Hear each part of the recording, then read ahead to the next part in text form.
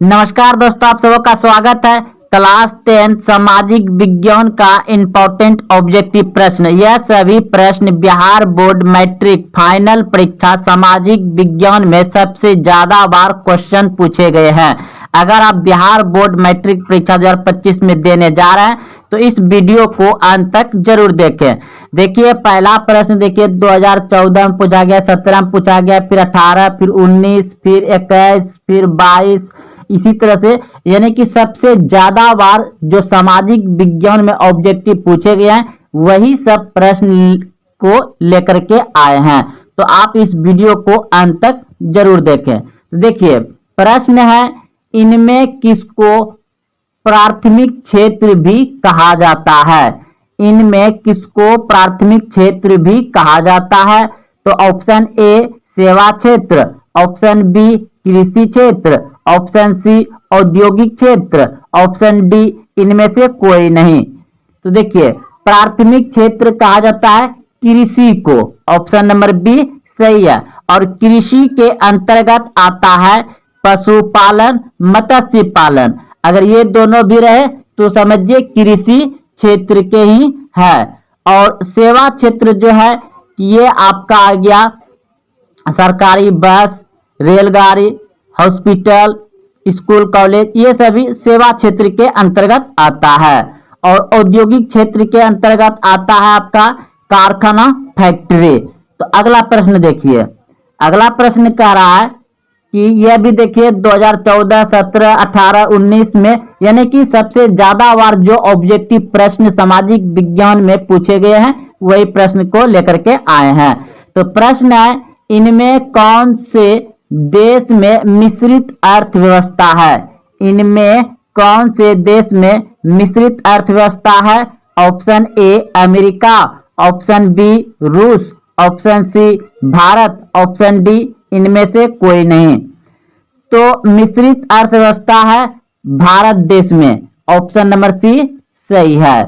अगला प्रश्न है, भारत में योजना आयोग का गठन कब किया गया था? यह भी प्रश्न देखिए 2011, 17, 19, 21, 23 में पूछा गया है।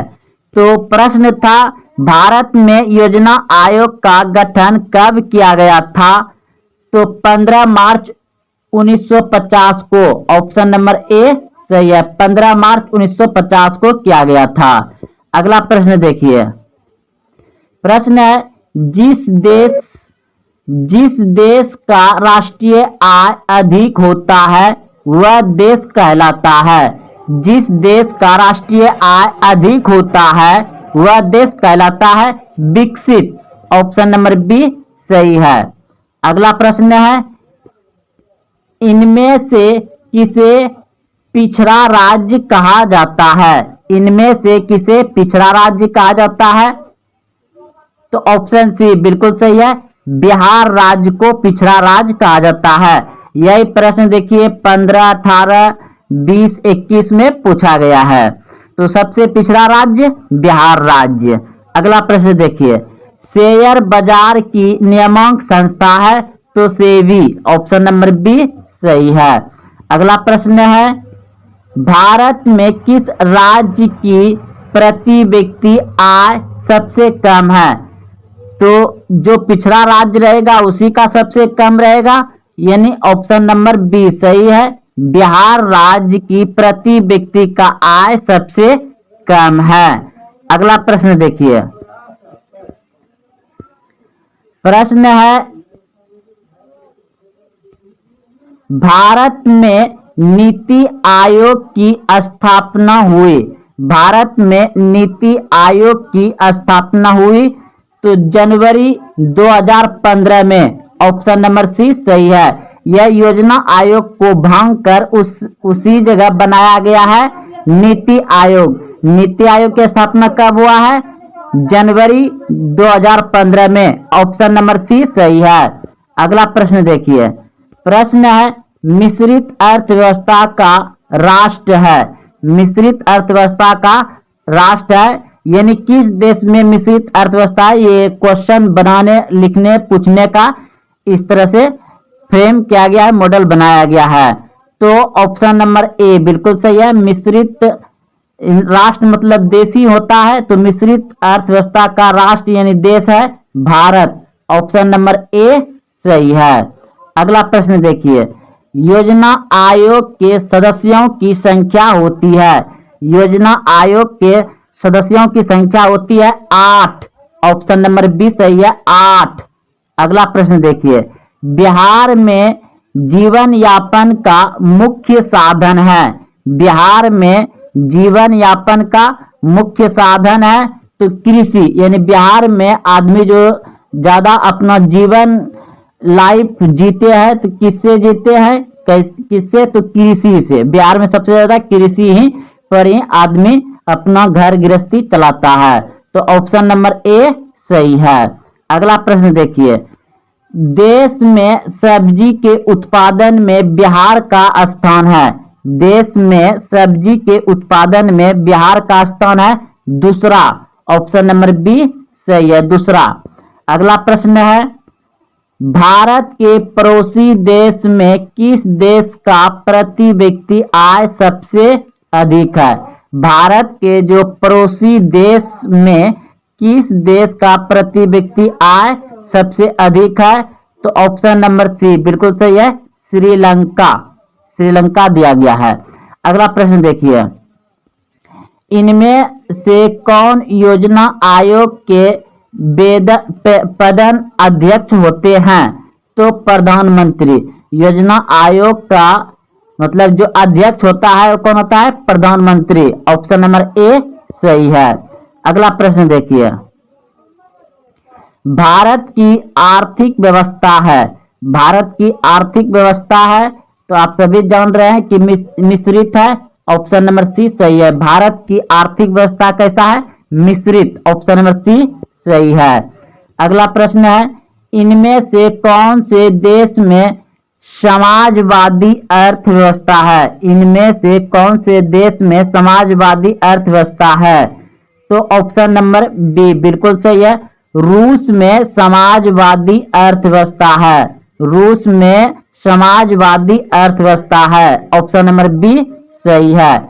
अगला प्रश्न है, समग्र विकास की प्रक्रिया संबंधित है, तो ऑप्शन नंबर सी बिल्कुल सही है, सभी वर्ग से। सभी वर्ग से। ऑप्शन नंबर सी सही है। प्रश्न है, गरीबी कैंसर रोग की तरह है, किसने कहा। गरीबी कैंसर रोग की तरह है, किसने कहा, तो ऑप्शन नंबर ए बिल्कुल सही है, अर्थशास्त्री कुजेंठा। अर्थशास्त्री कुजेंठ ने। ऑप्शन नंबर ए सही है। अगला प्रश्न है, किस क्षेत्र को द्वितीयक क्षेत्र कहा जाता है। किस क्षेत्र को द्वितीयक क्षेत्र कहा जाता है, तो आपको शुरू में ही बता दिए हैं कि उद्योग को द्वितीयक क्षेत्र कहा जाता है। उद्योग, फैक्ट्री, कारखाना को। ऑप्शन नंबर सी सही है। अगला प्रश्न है, 11वीं पंचवर्षीय योजना की अवधि क्या है। 11वीं पंचवर्षीय योजना की अवधि है 2007 से 12। ये 11वीं पंचवर्षीय योजना था। अगला प्रश्न है, किस क्षेत्र को तृतीयक क्षेत्र कहा जाता है, तो किस क्षेत्र को तृतीयक क्षेत्र कहा जाता है, आपको शुरू में ही बता दिए हैं कि सेवा क्षेत्र को तृतीयक क्षेत्र कहा जाता है। ऑप्शन नंबर ए सही है। प्रश्न है,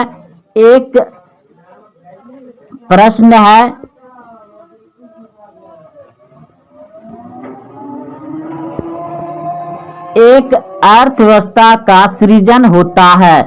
एक अर्थव्यवस्था का सृजन होता है, तो ऑप्शन नंबर डी बिल्कुल सही है, इनमें सभी संसाधनों से।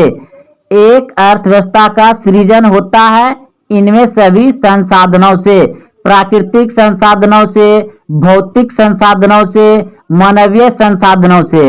इनमें सभी संसाधन। ऑप्शन नंबर डी सही है, इनमें सभी होगा। अगला प्रश्न है, राष्ट्रीय विकास परिषद का गठन हुआ। राष्ट्रीय विकास परिषद का गठन हुआ 1952 में। ऑप्शन नंबर बी सही है, 1952। अगला प्रश्न है, किस अर्थव्यवस्था में उत्पादन के साधनों पर किसी व्यक्ति या निजी संस्था का अधिकार रहता है। किसी अर्थव्यवस्था में उत्पादन के साधनों पर किसी व्यक्ति या निजी संस्था का अधिकार रहता है। तो ऑप्शन नंबर ए बिल्कुल सही है। पूंजीवादी अर्थव्यवस्था में, पूंजीवादी अर्थव्यवस्था में ऑप्शन नंबर ए सही है। अगला प्रश्न है, भारत की प्रथम पंचवर्षीय योजना का कार्यकाल था। भारत की प्रथम पंचवर्षीय योजना का कार्यकाल था। तो ऑप्शन नंबर बी बिल्कुल सही है। 1951 से 56 ये प्रथम पंचवर्षीय योजना काल था। प्रथम पंचवर्षीय योजना था 1951 से 56। ऑप्शन नंबर बी सही है। अगला प्रश्न है, आर्थिक संरचना का एक मुख्य अंग है। आर्थिक संरचना का एक मुख्य अंग है। तो ऑप्शन नंबर सी बिल्कुल सही है। आयात एवं संचार, आयात एवं संचार। प्रश्न है, आर्थिक क्रियाओं का उद्देश्य होता है। आर्थिक क्रियाओं का उद्देश्य होता है। तो ऑप्शन नंबर ए सही है। जीविकोपार्जन, जीविकोपार्जन। पशुपालन एवं मत्स्य पालन किस क्षेत्र का अंग है? पशुपालन एवं मत्स्य पालन किस क्षेत्र का अंग है? तो यह भी प्रश्न आपको शुरू में ही बता दिए हैं कि पशुपालन और मत्स्य पालन जो है कि प्राथमिक क्षेत्र में आता है। ऑप्शन नंबर ए सही है। प्राकृतिक संसाधनों का प्रबंध, यह सभी प्रश्न बिहार बोर्ड मैट्रिक फाइनल परीक्षा सामाजिक विज्ञान में बार बार पूछे गए हैं। तो देखिए पहला प्रश्न है, निम्न में से कौन प्राकृतिक संसाधन नहीं है? निम्न में से कौन प्राकृतिक संसाधन नहीं है? यह प्रश्न देखिए 15, 16, 20 में पूछा गया है। तो प्राकृतिक संसाधन नहीं है, जैसे कि आपके सामने ऑप्शन दिया गया है। ऑप्शन ए वायु, ये तो प्राकृतिक संसाधन है, आप सभी जानते हैं। ऑप्शन बी मृदा, यह भी प्राकृतिक संसाधन है, आप सभी जानते हैं, मिट्टी। ऑप्शन सी जल, ये भी प्राकृतिक संसाधन है, आप सभी जानते हैं। लेकिन पूछा है प्राकृतिक संसाधन नहीं है, तो जीवधारी हो जाएगा। ऑप्शन नंबर डी सही है, जीवधारी। अगला प्रश्न देखिए, प्रश्न है यूरो 2 का संबंध है। यूरो 2 का संबंध है। ऑप्शन ए वायु प्रदूषण, ऑप्शन बी जल प्रदूषण, ऑप्शन सी मृदा प्रदूषण, ऑप्शन डी कोई नहीं। यूरो 2 का संबंध है वायु प्रदूषण से। ऑप्शन नंबर ए सही है, वायु प्रदूषण। अगला प्रश्न है, निम्न में से कौन एक भूमिगत जल का उदाहरण है? निम्न में से कौन एक भूमिगत जल का उदाहरण है? ऑप्शन ए नदी, ऑप्शन बी कुआं, ऑप्शन सी तालाब, ऑप्शन डी समुद्र। तो ऑप्शन नंबर बी बिल्कुल सही है, कुआं। कुआं जो है भूमिगत जल का उदाहरण है। ऑप्शन नंबर बी सही है, कुआं। अगला प्रश्न देखिए, अगला प्रश्न है, निम्न में से कौन एक उभलिंगीय जंतु है? निम्न में से कौन एक उभलिंगीय जंतु है? एक उभलिंगीय जंतु है केचुआ। ऑप्शन नंबर ए सही है, केचुआ। अगला प्रश्न है, कोर्लीफॉर्म है। कोर्लीफॉर्म है जीवाणु। ऑप्शन नंबर बी सही है, जीवाणु। स्वच्छ जल का पीएच है। स्वच्छ जल का पीएच है। तो ऑप्शन नंबर ए बिल्कुल सही है, 7, क्योंकि स्वच्छ जल होता है उदासीन। और अगला प्रश्न देखिए तब,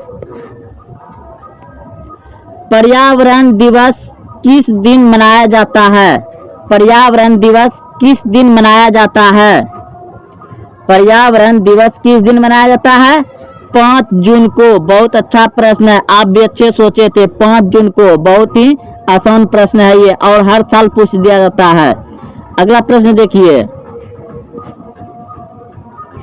प्रश्न है गंगा कार्य योजना किस वर्ष प्रारंभ हुई थी? गंगा कार्य योजना किस वर्ष प्रारंभ हुई थी? तो ऑप्शन नंबर बी बिल्कुल सही है, 1985 86 में हुआ था। ऑप्शन नंबर बी सही है। चिपको आंदोलन किस वर्ष में प्रारंभ हुआ? चिपको आंदोलन किस वर्ष में प्रारंभ हुआ? 1973 में। ऑप्शन नंबर ए सही है, 1973 में चिपको आंदोलन प्रारंभ हुआ था। प्रश्न है सरदार सरोवर बांध किस नदी पर निर्मित हुआ? सरदार सरोवर बांध किस नदी पर निर्मित हुआ? तो नर्मदा नदी। ऑप्शन नंबर सी सही है। सरदार सरोवर बांध किस नदी पर निर्मित हुआ? नर्मदा नदी पर। ऑप्शन नंबर सी सही है। प्रश्न है साल वृक्षों के वन का लगभग 1272 हेक्टेयर क्षेत्र ग्रामीण द्वारा बहुत बुरी तरह से निम्नीकृत होने से बचाया गया। ऑप्शन नंबर ए बिल्कुल सही है, मिदनापुर में।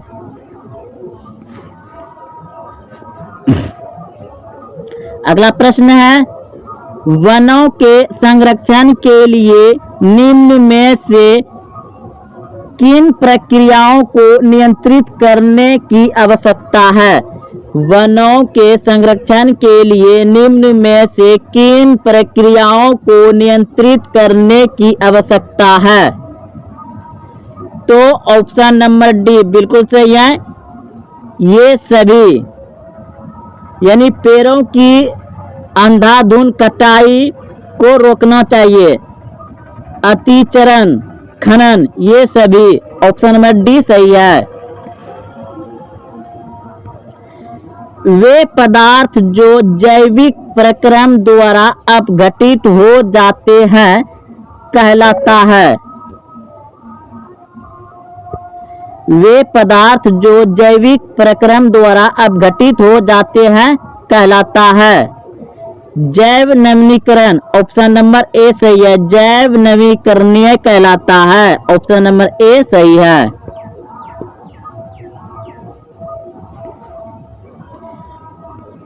प्रश्न है निम्नलिखित में कौन सा समूह जैव नवीकरणीय पदार्थ का है?